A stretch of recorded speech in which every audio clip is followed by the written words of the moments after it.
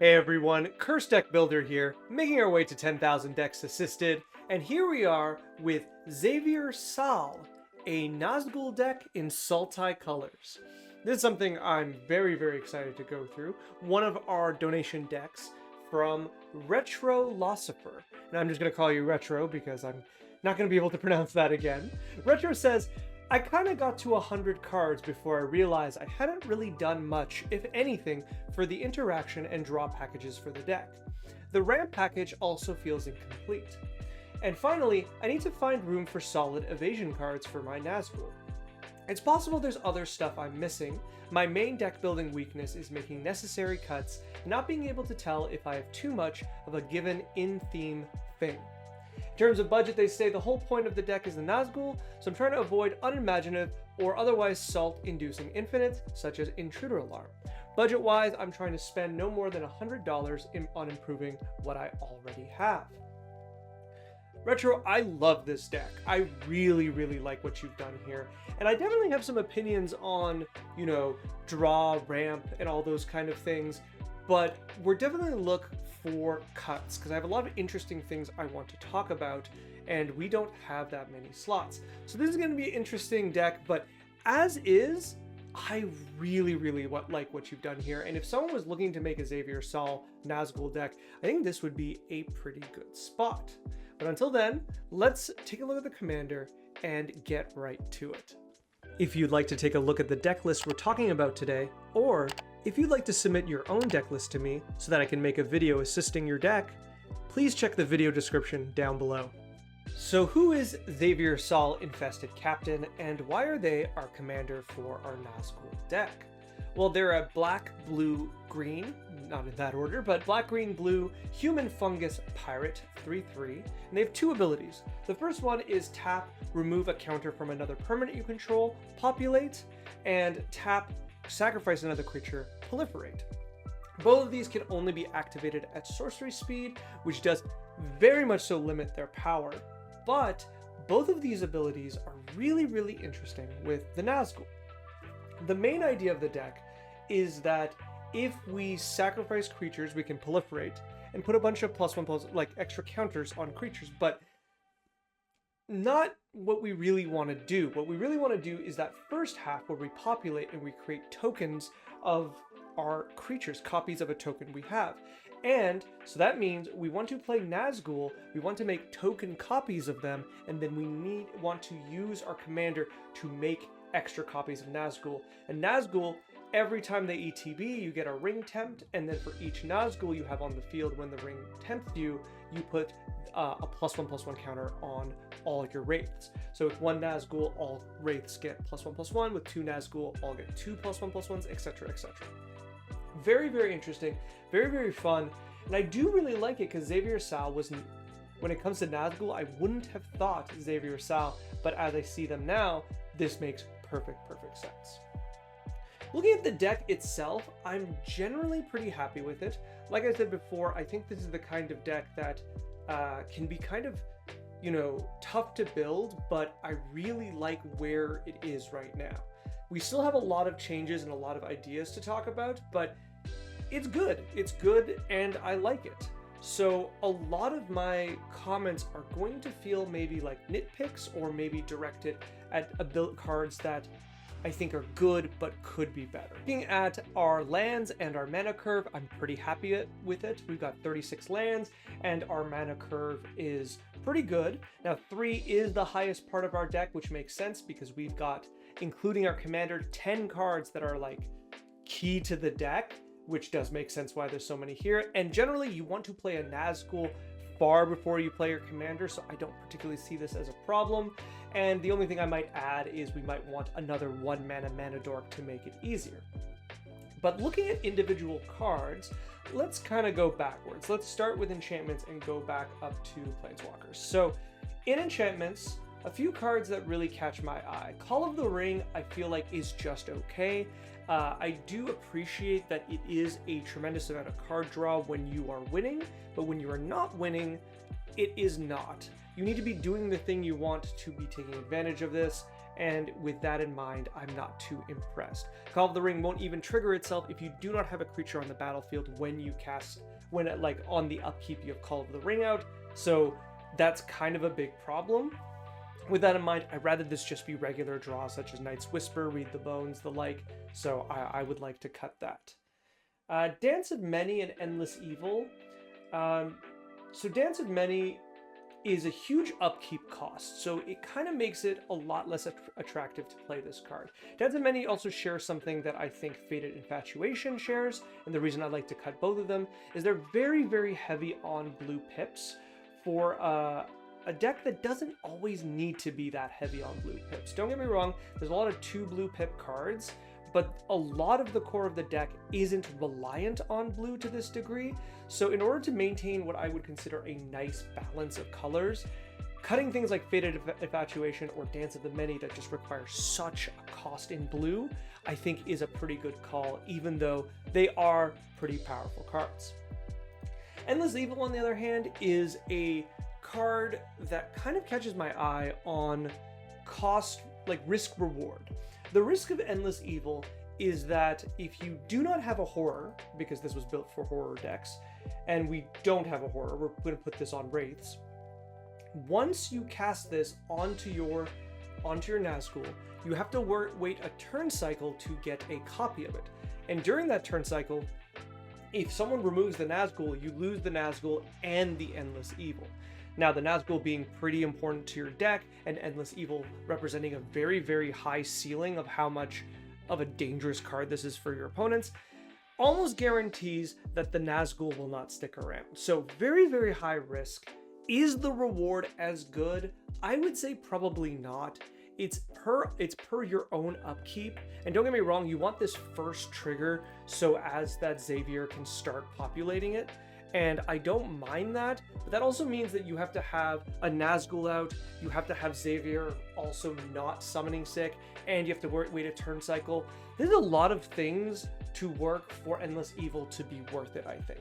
Now, don't get me wrong, I'm going to suggest at least one card that functions on upkeep similarly, but there's going to be a pretty big difference with it, and namely, it won't die when one of our creatures, it doesn't attach to a creature, so it won't die with the creature. So with that in mind, Endless Evil feels kind of weaker in a deck that has so many different copies of this card. Pemin's Aura is here. There's also Freed from the Real that does almost the same thing, and I think you should play both. Because they're both very, very strong with our commander. It allows us to basically just go off. So I like this, and I would like an additional copy. Binding of the Old Gods feels weak in this deck. This is 4 mana in a deck that has a lot it wants to be able to do. And so the ability to blow up a land and then eventually ramp and then have Death Touch, which is really not something you care about, I'm not too impressed by it. So this feels like too much mana for what it does. If you really want like this kind of removal, you can just use Beast Within, which I believe you are not playing. So Beast Within would have been just a better alternative. Once again, I'm not going to talk too much for one-for-one exchanges, even for the things like removal and card draw, because there's a lot I'd like to kind of point out that could be cut, and there's a lot I want to suggest, so I want to kind of go through it quickly. Bloodbond March, likewise, is, I feel, very much win more. In order for this to be worth it, you need a Nazgûl to cast, and you need then Nazgûl in your graveyard. The fact that it's not on ETB is the big problem here. If it was on ETB, I think it would be much better, but it's not, and therefore, I think this is a waste of 4 mana. I think most of the time, something like Echoing Return would be much, much better, but we'll get to that. And Phyrexian Reclamation being the best way to put a Nazgûl into your hand after it goes into the graveyard, so you could trigger it, would also just grab the other copies of Nazgûl, so I don't particularly think it is worth it. Bloodbond March is a cool card, but I think it's very much so wasted here. Looking at our artifacts, I love them, no notes. In our instance, Second Harvest is a card I never like, and so I'm going to pick on it for a second. It is almost always the definition of win more. The only exceptions I would consider would be a very, very high-functioning artifact token deck, where you are mass-producing, food, clues, blood tokens, treasure tokens. That is the only place I think Second Harvest really, really belongs. But otherwise, almost all of the time, this card is put into decks trying to make a large amount of token creatures and then double them. And honestly, that's just not worth it. You need the army, or you need the amount of cards, or you need the Nazgûls for this to be reasonable, because this is not worth making a second Nazgûl if you have one token copy. I don't even think this is worth making two Nazgûls most of the time, especially because your opponents might be able to interact and take one of those Nazgûl away from you. So all in all, I think this is a dead card most of the time, and when it's good, I mean, it's just win more. You are already winning the game. Looking at our other cards, Cackling Counterpart is fantastic. Ripples of Potential is a very, very cool card. I do like it, and I haven't gotten the chance to play it, but I think it's rather cool. An Offer You Can't Refuse and Swan Song really catch my eye, so I'm going to go this real briefly. Swan Song I think is maybe fine, but An Offer You Can't Refuse is a CEDH card most of the time. What do I mean by that? I mean generally the deal you are making, countering a non-creature spell but giving your opponents 2 treasure tokens, is not worthwhile if you are not immediately winning the game in most situations. It is narrow, it benefits your opponents, and it doesn't stop you from losing the card in the end. This is very good in counterspell wars. This is very bad in protecting some, like you're trying to stop counter magic or removal on your commander. I would much rather Arcane Denial at this power level, or even just, you know, actual Negate, which is 1 mana more, but without giving your opponents treasure tokens. Looking at our sorceries, a lot of them I really do like. I will say Stolen Identity feels very, very greedy, but still playable. This one's close. I think, like I was saying before, cards that have to attach to a creature to create copies are cards I don't particularly like because they're kind of open 2-for-1s for you, but that's not how this one works. You get at least that first token. So you're basically overpaying for a token copy, which generally is 3 to 4 mana, with the upside of then ciphering this onto a creature and ideally immediately getting another copy, as long as you can get an attack through, maybe with evasion, maybe an opponent that doesn't have blockers. So the ceiling is really high, but do remember you are overpaying for almost double for an ability. So I like it. I'm kind of suspicious, but I'll leave it up to you, Retro. Looking at the rest, Patriarch's Bidding feels a bit greedy. There's so many different things that we have here around the 5-6 mana. Actually, I would say maybe 4+ mana from like Wave to Goodbye, Patriarch's Bidding, Raise the Palisade? This card, Psych Rift. All of these cards that kind of rely on the fact that our board is very, very specific where our opponent's is not, so we can get around certain things, such as being the only player that has +1/+1 counters, being the only Kindred player, once again being the only Kindred player, but with the one you choose, which is a bit better. So I like Raise, but Patriarch's Bidding I think is very, very greedy. You need multiple copies of Nazgûl in your graveyard. I would say at least 3 or 4 before Patriarch's Bidding is, you know, a detriment to you, because you have to think about, you cast Patriarch's Bidding and each opponent will get at least 1 creature back, and any opponent that is either lucky or has a Kindred theme will probably get more creatures back. So this is a very, very high risk for a very low reward, and with that in mind, I really do want to cut this, and Wave Goodbye is just good enough that I think it's fine, but there's a lot of versions of this kind of ability where we're kind of leveraging our Kindred typage against our opponents, and I think Patriarch's Bidding is a bit too far. Pack Hunt is interesting. I do really like it. It is 4 mana for a draw 3, and with that in mind, I think this is fine. Do note that this is an aggressive card and will not function as a draw 3 half the time, but the other half it will be, so I don't know. I like it, but it is worth considering. And this is something also I should note for people who've seen my other Marchesa the Black Rose Nazgûl deck. Something I meant to say earlier is that when we are going into a different Nazgûl deck, both of these decks share black-blue. We have to see what red gives and what green gives, and Pack Hunt is definitely one of the cards that green gives that is really, really powerful. So it's important to like keep these cards in mind when choosing which direction to go with Nazgûl. Toxic Deluge is great. Ring Sight is clunky. This is like comparing it to Pack Hunt is really straightforward, where one is a straight up draw 3 by tutoring 3, and Ring Sight on the other hand is tutor if you have a legendary creature out. Like, that's not very good, and you get one ring tempts you, which, don't get me wrong, can make something legendary, but still is not really good. So I think this is an easy cut. Pack Hunt can at least get one creature, I will say. I didn't say. This could be a very bad Diabolic Tutor, and that allows you to grab other things, whereas Ring Sight has so many hoops to jump through, I don't think it's particularly worth it. Quasi-Duplicate, Croaking Counterpart, these are great. Persist is a reanimation card I don't particularly like here. I think you should play Death if that's what you wanted from Life and Death. Once again, I always suggest Life and Death, as it is not Necromancy, it is Reanimate, but for 2 mana from your own graveyard that only green-black decks can play, and this is really good, so I would suggest that. Or otherwise, with the budget you have, you could just play Actual Factual Reanimate, which is a great card.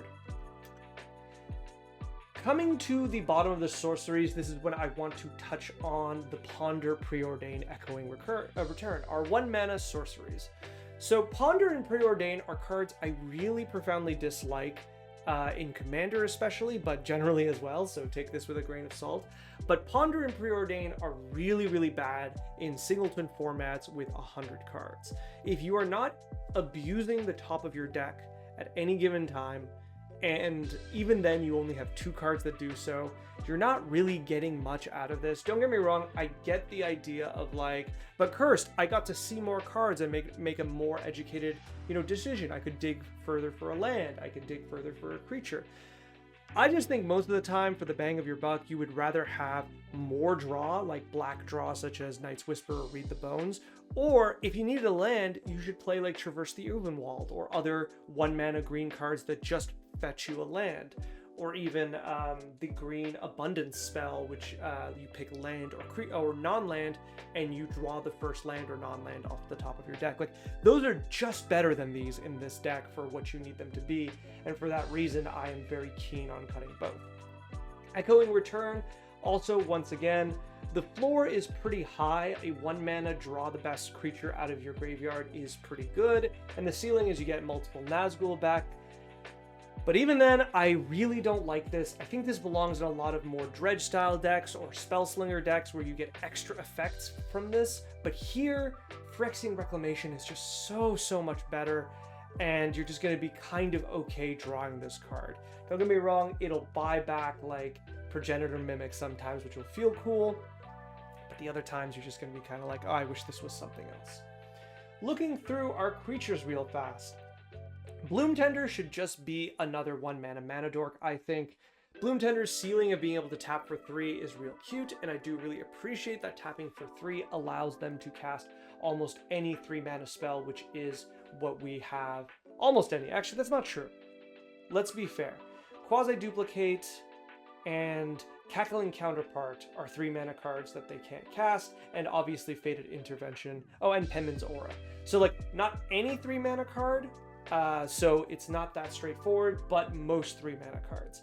But even then, I would still just rather cast those 3 mana cards on turn 2 rather than, in a kind of roundabout way being able to tap for 3 mana. So with that in mind, I think Bloomtender isn't very interesting. There's probably something else to note, that a lot of our blue permanents or blue cards that create permanents tend to clone things, and so getting a blue permanent might be a bit tougher than a green or a black one, but I don't know how much that argument holds water. Urborg Elf could be, we have Birds of Paradise, so we could get Delighted Halfling, we get Deathrite Shaman, we get Gilded Goose, or any of the ones that just tap for green or black, or just black.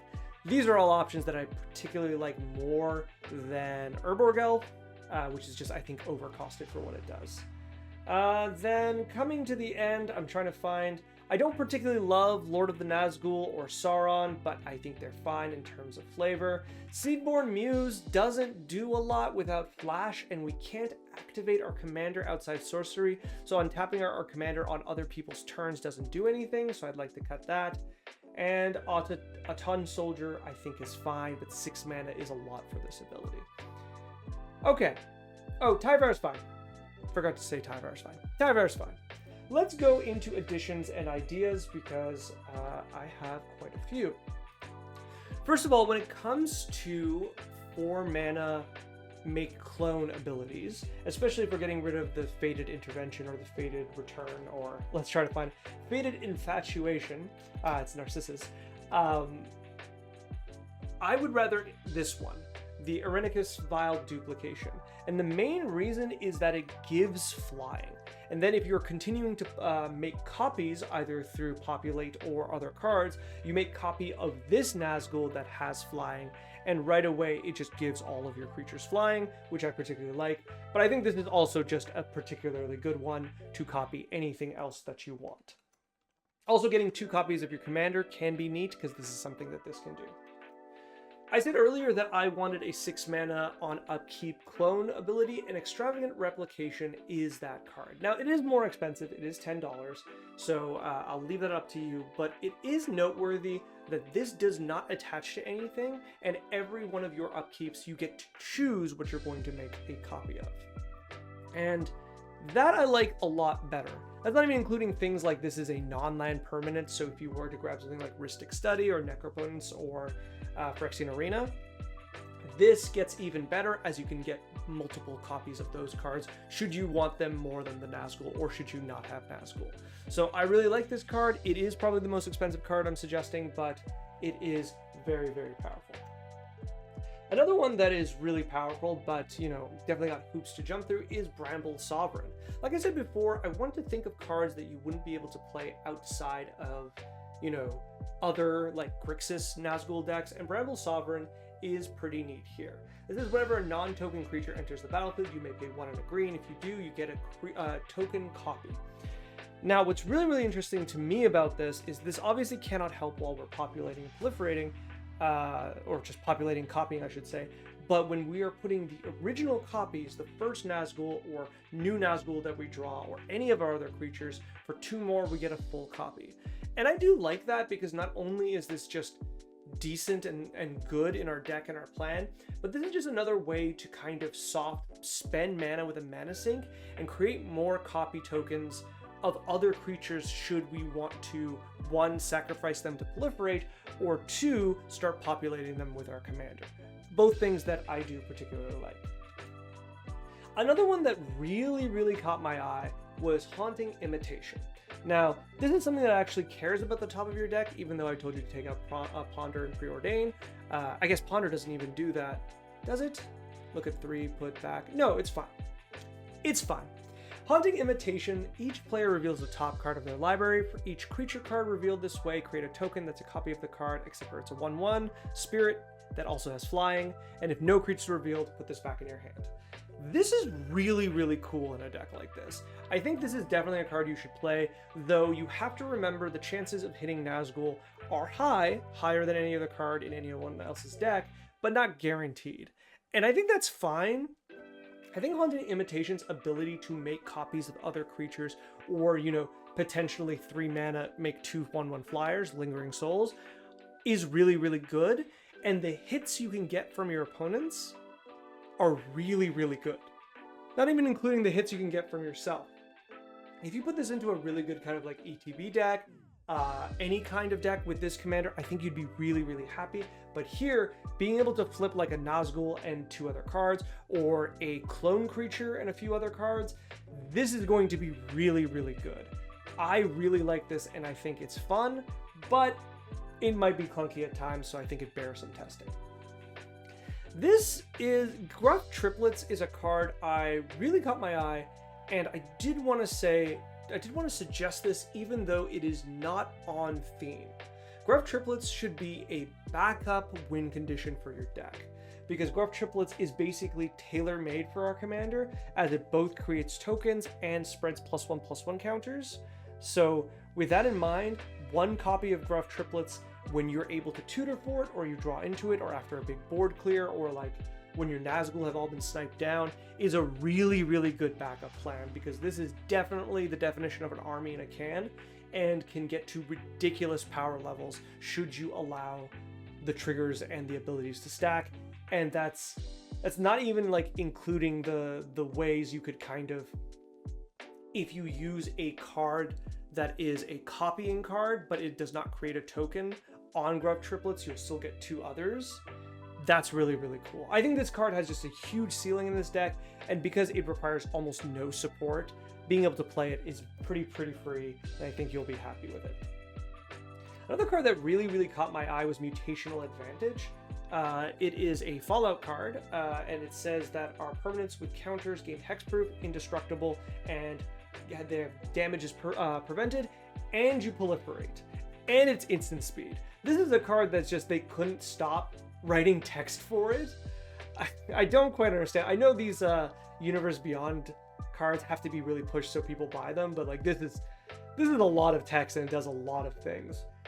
With that in mind, I think this is really good here. The ability to protect all of your Nazgûl from not all, but almost all forms of board clears or damage or removal is really, really good. And the free proliferate is pretty rad. So I think this is pretty cheap to, like, it's like $2. It's easy to play.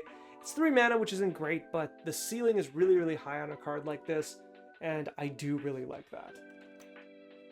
Speaking of evasion, there's a few cards I wanted to talk about. Obviously, the flying that I said at the start was one of them, but Driven to Despair is another card that I really, really do like in go-wide decks, and I just wanted to suggest it. I don't know to what degree it's really, really powerful, or if you tried it, but this is like a pseudo card draw evasion discard card. This card just does a lot, and it does a lot really, really easily. Driven gives trample, and when creatures deal combat damage, you draw a card, which is really, really good. And Despair gives menace, and when it hits, the defending player discards a card. Obviously, either are good and either give evasion, but if you put them both in, like if you can pay 4 mana in this, you generally will get tremendous advantage out of it. Obviously, the downside is if you don't have an army, this doesn't do anything. It's a sorcery spell, so your opponents will know that it's coming. But still, with your Nazgûl, with how tall they get, the ability to give them trample, and then draw a few cards, you're going to be very, very happy with this card. There's been a very, very few times that I have found this card to be not good enough. It reminds me a lot of, I believe it's Predator's Hour. Yeah. It reminds me a lot of Predator's Hour, where you are paying 2 mana to give menace across the board and get an on-hit ability. And I've always really, really liked Predator's Hour, and I think likewise Driven to Despair will do very well here. You could actually play both if you want the evasion from Predator's Hour, which is very, very good once again. The last one, which I think is possibly the most straightforward, is Duskshell Crawler, which gives plus creatures with +1/+1 counters on your side with trample. Gives trample. My goodness. This is just going to be, once again, very good. You're a deck that can make your Nazgûl very tall. Trample is going to make a very, very big difference and allow you to get damage in. Alright, looking at the generic stuff about removal, card draw, and the like. You also mentioned ramp retro, but I thought the ramp was fine.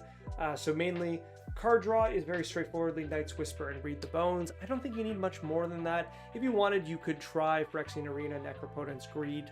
I think Greed actually would do very, very well in this deck, as it is straightforwardly a mana sink in a deck that has very few mana sinks. And though it is pretty expensive on black, it is still really reliable for drawing 2 or 3 extra cards every turn cycle, so I think it would be worth trying. But honestly, Read the Bones and Night's Whisper should be enough. In terms of removal, I'd like you to play Pick Your Poison. This is a card I'm still not seeing a lot of people play in Commander. Recently, I remember I just played a game where I cast it and I was very, very satisfied to get 3 enchantments off the board, but I think generally this is just a very, very good card. There are some metas and some games where it's not going to perform well, but most of the time you're getting a lot of bang for your buck. We're in blue in removal. Pongify and Rapid Hybridization I think are very, very good. and I just want to check if that was the last one. Dismember is a card that recently I've been being turned on to because people have just... I've always felt that, like, despite black being one of the primary removal colors, black doesn't have good 1-mana removal in Commander, whereas, you know, blue has Pongify, Rapid Hybridization, white has Swords of Plowshares and Path, red has Bolt, and green has, like, Nature's Claim and now Pick Your Poison. I keep forgetting Dismember is technically a 1-mana spell and can be used as a 1-mana pay for, give something -5/-5. I don't know how much I'm going to maybe suggest this in the future, but I wanted to bring it up because it's on my mind and probably worth considering. And that's it. This deck is so cool. I really, really like it, and it is kind of getting my attention for what kind of Nazgûl deck I'd like to build in the future. Especially because Xavier Sal is just a card that I've completely forgotten about, and I think many others have as well. With that in mind, I think there's just a little bit of changes to make here, like the ones I mentioned, and I think the deck will gain quite a bit power and cohesion. And then after that, if we wanted to power up the deck, cards like Mystic Remora, Rhystic Studies, those can very easily come into here. You could play Dark Confidant. There's the new Dark Confidant Bat coming out. You could play that. There's just a lot of options that are going to come to you, and I think they're going to be rather good. All right, thank you so much, Retro, for supporting the channel and sending in your deck. I hope you send me it if you make any updates or another draft. And until then, good luck and happy deck building. Thank you so much for watching. This video is brought to you by viewers like you and people on my Patreon. If you'd like to send me another draft of this deck, or any deck, there is a link in the video description down below. And if you'd like to make your deck one of my donation decks I work on, there's a link there too. Finally, if you'd like to like, comment, subscribe, I would be very appreciative. It helps the channel quite a bit. Thank you, and good luck in brewing and building.